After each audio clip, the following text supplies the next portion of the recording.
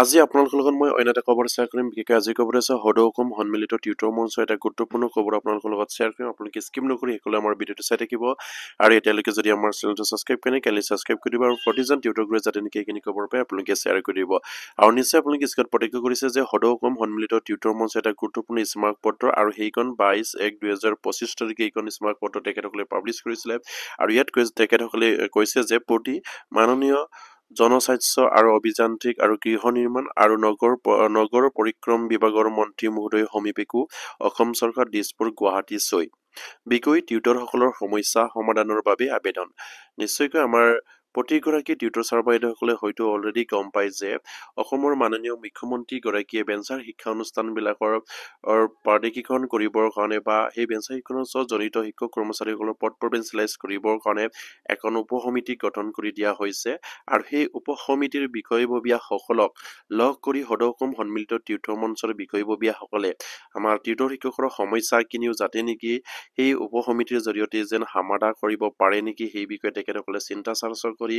আমাৰ সেই উপসমিতিৰ বিষয়ববীয়াসকলক তেখেতসকলে স্মাৰক পত্ৰ প্ৰদান কৰিছে। আৰু বিষয়টো যিহেতু আমাৰ কাৰণে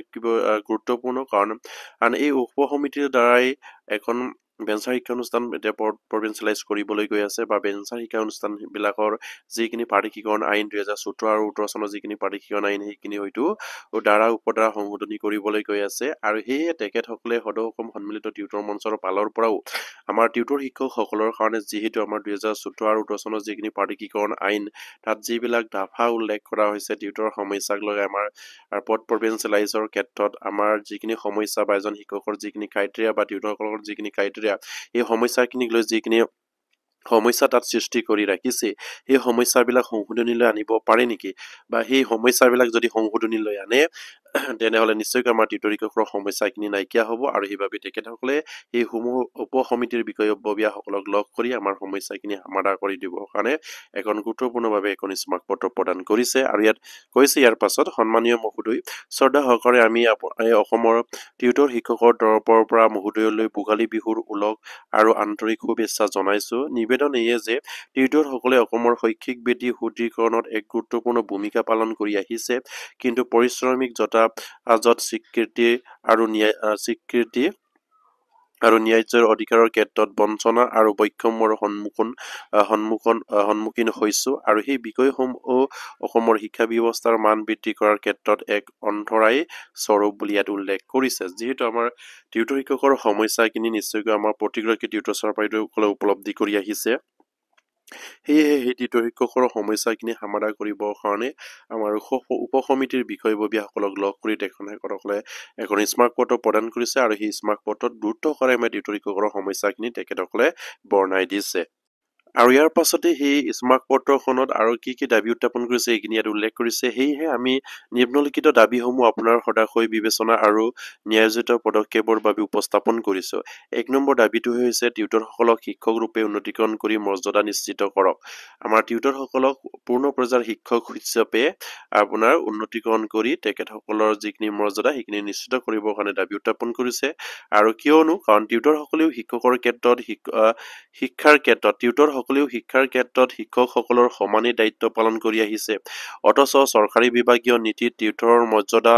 অস্বীকাৰ কৰা হৈছে আৰু ফলত সামাজিকভাৱে এক গ্লানিৰ কাৰণ হৈছে বুলি ইয়াত উল্লেখ কৰিছে। নিশ্চয়কৈ এই টিউটৰ শিক্ষকসকলেও শিক্ষা বিভাগত বা শিক্ষক কৰ্মচাৰীৰ দৰে তেখেতসকলে শিক্ষা বিভাগত যিখিনি কৰণীয় কাম কৰিব লাগে এজন শিক্ষক হিচাপে এই টিউটৰ হিচাপেও সেই শিক্ষকৰ দৰে কাম কৰি আহিছে। আৰু সেইবাবে তেখেতসকলক আমাৰ টিউটৰৰ পৰা শিক্ষকলৈ উন্নতিকৰণ কৰিব লাগে। তেখেতসকলৰ লগত কোনো স্বাৰ্থ আৰোপ কৰিব নালাগে। আৰু সেইবাবে তেখেতসকলে এইখিনি গুৰুত্ব সহকাৰে 1 নম্বৰ পইণ্টত দাবী উত্থাপন কৰিছে। আৰু 2 নম্বৰ পইণ্টত কৈছে যে সমকামৰ বাবে সমবেতন প্ৰদান কৰি টিউটৰসকলৰ ন্যায্যতা প্ৰদান কৰক। আৰু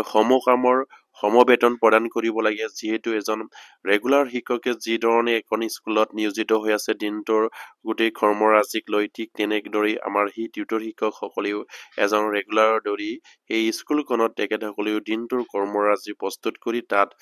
আপোনাৰ শিক্ষক হিচাপে তেখেতসকলেও পাঠদান কৰি আহিছে। আৰু সেইকাৰণে তেখেতসকলে দাবী উত্থাপন কৰিছে সমকামৰ বাবে সমবেতন প্ৰদান কৰি টিউটৰসকলৰ ন্যায্য প্ৰদান কৰিব লাগে। আৰু ইয়াৰ পাছত কৈছে যে এটা গণতান্ত্ৰিক সমাজত সমকৰ্মৰ বাবে সমবেতন এক মৌলিক অধিকাৰ আৰু টিউটৰসকলেও শিক্ষকসকলৰ দৰে একেই কৰ্মত নিযুক্তি হৈ বৈষম্যমূলক বেতন বঁটাৰ সন্মুখীন হৈছে আৰু সেই বৈষম্যমূলক পৰিত্যাগ কৰি মহোদয়ে টিউটৰসকলক ন্যায্যতা প্ৰদান কৰক আৰু সেয়া তেখেতসকলৰ গুৰুত্বপূৰ্ণ দাবী উত্থাপন কৰিছে যিহেতু তেখেতসকলে সেইটো দাবী উত্থাপন কৰিছে যে এখন গণতান্ত্ৰিক দেশত সমকামৰ সমমৰ্যাদা প্ৰদান কৰাৰ লগতে সমকামৰ সমবেতন প্ৰদান কৰাটো নিশ্চিত আৰু সেইবাবেই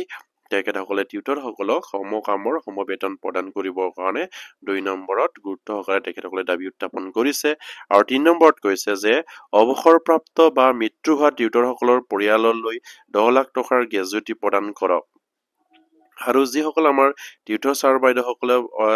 বৰ্তমান অৱসৰ গ্ৰহণ কৰিলে বা মৃত্যুবৰণ কৰিলে এই সকলো পৰিয়াললৈ 10 লাখ টকাৰ গ্ৰেজুইটি প্ৰদান কৰিবৰ কাৰণে তেখেতসকলে 3 নম্বৰ পইণ্টত দাবী উত্থাপন কৰিছে আৰু ইয়াত এই দাবী উত্থাপনৰ পইণ্টখিনি তেখেতসকলে সেইদৰে বৰ্ণাইছে যে টিউটৰ বা শিক্ষকসকলৰ অৱসৰৰ পাছত গভীৰ অৰ্থ সংকটৰ সন্মুখীন হৈছে টিউটৰসকলৰ পৰিয়ালৰ জীৱিকাৰ সুৰক্ষাৰ বাবে এককালীন আৰ্থিক সাহস বা পেঞ্চন প্ৰদানৰ বাবে বিশেষ অনুৰোধ জনাইছো বুলি ইয়াত উল্লেখ কৰিছে কাৰণ টিউটৰ শিক্ষকসকলে অৱসৰ গ্ৰহণ কৰাৰ পাছত বা মৃত্যুবৰণ কৰাৰ পাছত তেখেতসকলৰ পৰিয়ালৰ আৰ্থিক সংকটৰ যিখিনি সন্মুখীন হ'বলগীয়া হৈছে বা যিখিনি আৰ্থিক সংকটৰ সমস্যা দেখা দিছে সেই সমস্যাখিনি সমাধান কৰাৰ অৰ্থে অসম চৰকাৰে সেই সকলো পৰিয়ালক এককালীন আৰ্থিক সাহায্য প্ৰদান কৰি বা 10 লাখ টকাৰ গ্ৰেজুইটি প্ৰদান কৰি বা পেঞ্চনৰ যিখিনি প্ৰদান ব্যৱস্থা সেইখিনি কৰি দিবৰ কাৰণে তেখেতসকলে 3 নম্বৰ পইণ্টত দাবী উত্থাপন কৰিছে আৰু ইয়াৰ পাছতে কৈছে যে মহোদয় আপোনাৰ সক্ৰিয় আৰু সুদৰ্শী নেতৃত্বত আমাৰ সেই সমস্যাসমূহৰ সঠিক সমাধান আৰু ন্যায়সংগত ব্যৱস্থা গ্ৰহণ কৰা হ'ব বুলি আমি আশাবাদী আপোনাৰ সহানুভূতিশীল বিবেচনাই টিউটৰসকলৰ জীৱনৰ হতাশ নিৰ্মূল কৰি এই সন্তুষ্টিদায়ক বতৰা কঢ়িয়াব বুলি আশাৰে মহোদয়ৰ সদয় আন্তৰিকতাৰে কামনা কৰিলো বুলি ইয়াত উল্লেখ কৰিছে নিশ্চয়কৈ এইসকল টিউটৰ শিক্ষকৰ সমস্যা বাগে নাৰাখি নিশ্চয়কৈ অসম চৰকাৰৰ দ্বাৰা বা মাননীয় মুখ্যমন্ত্ৰীৰ দ্বাৰা যিবিলাক আমাৰ শিক্ষা অনুষ্ঠান বা প্ৰভিন্সিয়েলাইজ প্ৰাধিকৰণৰ আইনখিনি যিখিনি সংশোধনী কৰাৰ এখন উপসমিতি গঠন কৰি দিছে এই উপসমিতিৰ জৰিয়তে সেই টিউটৰ শিক্ষকসকলৰ সমস্যাখিনি যেন নেকি নাইকিয়া হওক 2025 চনৰ পৰা আৰু সেয়ে তেখেতসকলে কামনা কৰিছে আৰু সেয়ে তেখেতসকলে উপসমিতিৰ বিষয়ববীয়াসকলক লগ কৰি গুৰুত্ব সহকাৰে তেখেতসকলে দাবী উত্থাপন কৰিছে আৰু তেখেতসকলৰ যিখিনি দাবী সেই সকলোবিলাক দাবী ন্যায্য দাবী আৰু সেয়ে টিউটৰ শিক্ষকসকলৰ সমস্যাখিনি যদি অসম চৰকাৰে যদি সমাধান কৰিব বিচাৰে তেনেহলে আমাৰ সেইসকল টিউটৰ ছাৰ বাইদেউসকলক কোনো স্বাৰ্থ আৰোপ নকৰি তেখেতসকলক বিনা স্বাৰ্থে যেন টিউটৰ পৰা টিচাৰ আপগ্ৰেড কৰিলে তেখেতসকলৰ সকলোখিনি সমস্যা নাইকিয়া হ'ব আৰু সেয়া নিশ্চয়কৈ আমাৰ এই উপসমিতিৰ দ্বাৰা এইখিনি কাম হৈ আহক বা সেয়ে কামনা কৰিলো আৰু ইয়াৰ পাছত তেখেতসকলে কি উল্লেখ কৰিছে মই নিশ্চয়কৈ আপোনালোকৰ লগত শ্বেয়াৰ কৰিম আপোনালোকে স্কিম নকৰি সেইসকলে আমাৰ ভিডিঅ' চাই থাকিব আৰু ইয়াৰ পাছত নিশ্চয় আপোনালোকে স্ক্ৰীনত প্ৰত্যক্ষ কৰিছে আমাৰ বিষয়ববীয়াসকলৰ তেখেতসকলৰ ইয়াত নাম আছে আৰু আপোনাৰ বিশ্বাসী আমাৰ সভাপতিগৰাকীৰ নাম আছে কাৰ্যকাৰী সভাপতি সম্পাদক আৰু মুখ্য সম্পাদকৰ নাম আছে নিশ্চয় আপোনালোকে স্ক্ৰীনত প্ৰত্যক্ষ কৰিছে আৰু সেয়া নিশ্চয়কৈ তেখেতসকলৰ সমস্যাখিনি অসম চৰকাৰে নিশ্চয়কৈ গুৰুত্ব সহকাৰে প্ৰদান কৰি অতি সোনকালে যেন সমাধা হওক সেয়ে কামনা কৰিলো কাৰণ প্ৰতিগৰাকী টিউটৰ ছাৰ বাইদেউসকলৰ মাজত যিখিনি উপলব্ধি সেই উপলব্ধি কেৱল টিউটৰ ছাৰ বাইদেউসকলে গম পায় আৰু কাৰণ তেখেতসকলে সামান্য এটা পৰিটুকি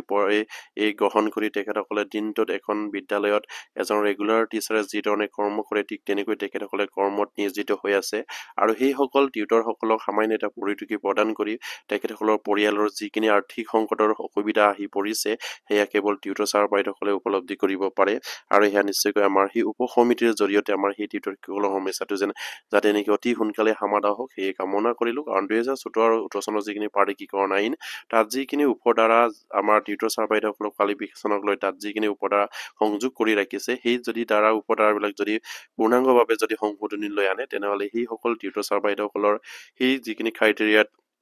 বা যিখিনি কোৱালিফিকেশ্যন শিক্ষক হ'বৰ কাৰণে যিখিনি তাত জাপি দিছে সেইখিনি নিশ্চয়কৈ নাইকিয়া হ'ব আৰু তেতিয়া আমাৰ সেইসকল টিউটৰ ছাৰ বাইদেউসকলৰ এজন পূৰ্ণাংগ শিক্ষক হিচাপলৈ আপগ্ৰেড হ'ব আৰু তেতিয়াই হয়তো আমাৰ টিউটৰ শিক্ষকসকলৰ সমস্যাখিনি নাইকিয়া হ'ব আৰু সেই যাতে নেকি আমাৰ সদৌ অসম সন্মিলিত টিউটৰ মঞ্চৰ জৰিয়তে আমাৰ আৰু যি তিনিজনীয়া আমাৰ উপসমিতিৰ বিষয়ববী আছে তেখেতসকলৰ দ্বাৰা আমাৰ টিউটৰ শিক্ষকসকলৰ সমস্যাখিনি অতি সোনকালে সমাধা হওক সেয়ে কামনা কৰিলোঁ আৰু সেই সূত্ৰে আজি সদৌ অসম সন্মিলিত টিউটৰ মঞ্চৰ বিষয়ববীয়াসকলে আমাৰ এই তিনিজনীয়া উপসমিতিৰ বিষয়ববীয়াসকলক এইখিনি স্মাৰক পত্ৰ প্ৰদান কৰিছে আৰু প্ৰদান কৰি তেখেতসকলে সেইখিনি গুৰুত্ব সহকাৰে দাবী উত্থাপন কৰা আমি দেখিবলৈ পাইছোঁ আৰু সেইকাৰণে প্ৰতিগৰাকী টিউটৰ চাৰ্ভাৰ যাতে নেকি এইখিনি খবৰ পাই আপোনালোকে শ্বেয়াৰ কৰি দিব আৰু এতিয়ালৈকে যদি আমাৰ চেনেলটো ছাবস্ক্ৰাইব কৰে কাইলৈ ছাবস্ক্ৰাইব কৰি দিব নমস্কাৰ জয় আই অসম